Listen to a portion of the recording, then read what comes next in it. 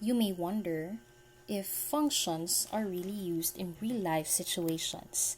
Now, in this lesson, we will represent real-life situations as functions. We have here 4 situations. Number 1, give a function that can represent the cost of buying X value meals if one meal costs 75 pesos. Second situation, Anne is given 1,000 pesos this week for her allowance. She spends 105 pesos every day. Write a function that will represent the amount of money that she will have at the end of B days. Number 3, Alfred already has 2,748 pesos in his savings account. He vows to deposit 230 pesos every week. Write a function that represents his total savings for W weeks. And the last one, a passenger ship is already 15 nautical miles away from the port. Now it travels an average speed of 20 knots. Express the distance traveled by the ship T of X after X hours. For the first situation, we have give a function that represent the cost of buying X meals if one meal costs 75 pesos. Now take note that functions are simply patterns. What we are going to do here is we have to find the pattern. Now take note for situation number 1, the variable X represents the number of value meals, and 75 pesos is the cost of one meal. Now let's think of it this way. If we will buy one meal, then the cost is 75 pesos. If we buy 2 meals, that would mean we would have to pay twice the amount of 75. That's 75 times 2. If we buy 3 meals, then the amount that we have to pay for the 3 meals would be 75 times 3. And if we buy 4 meals, what we're going to pay is 75 times 4. Now, what is the pattern here? So, our pattern is we multiply the amount, which is 75 pesos, to the number of meals that we will buy. Now, we have to name our function first. So, the function is, we choose any letter for the name of our function. Let's say we choose F.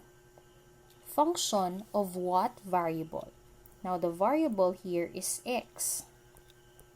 That means this is the function of X, or the function of the number of value meals.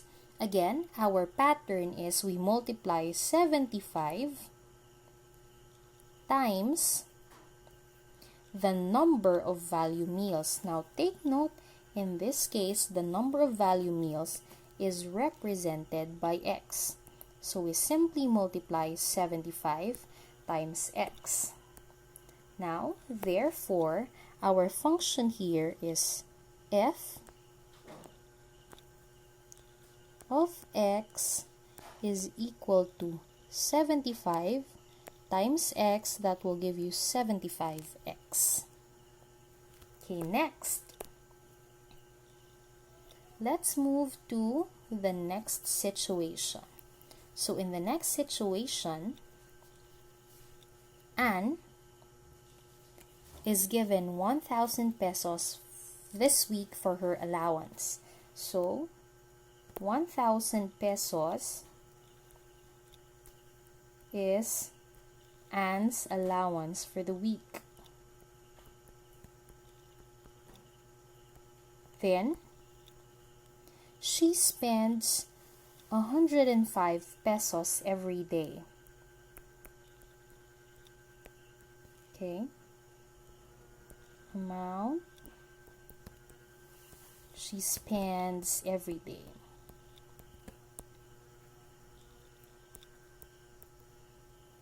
Okay, next, D here represents the days. Okay, now let's think of it this way. If on the first day, Anne has 1,000 pesos. For the first day, she spends 105 pesos. So, the amount of money that she will have after the first day, that's day 1, is 1,000 minus 105. That's for day 1. Now, for day 2, what Anne will do is, she will again subtract another 105. So that means we will again subtract 105 for the second day. For the third day, we will again subtract 105. Now, how many 105s did we subtract now? So for the third day, there are 1, 2, 3 105s.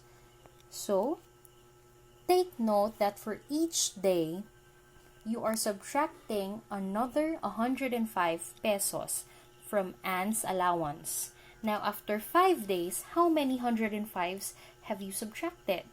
Of course, there will be 5 105s. Now, the pattern here is we are subtracting how many 105s, or the D number of 105s, from 1,000 pesos.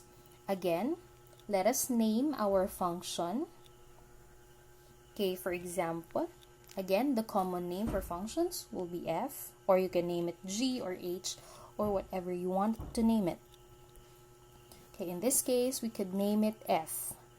Now, our variable here is d, so that's f of d equals 1,000 minus 105 times the number of days, or that is f of d equals 1,000 minus 105d.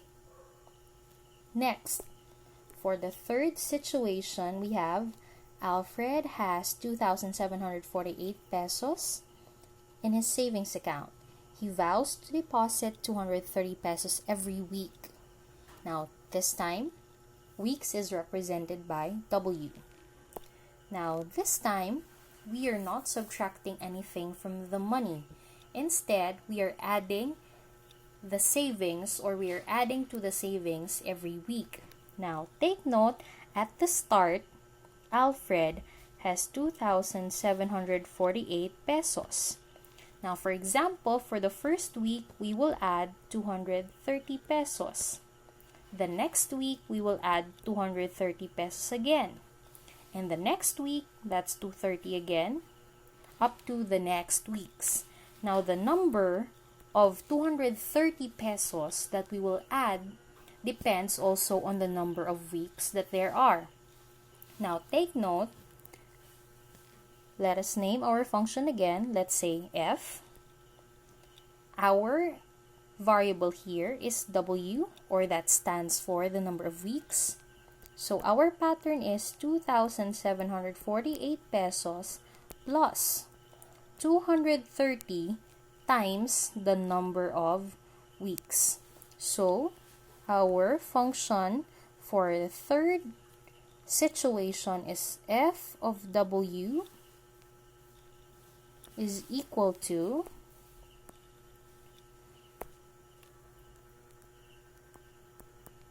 2,748 plus 230 W.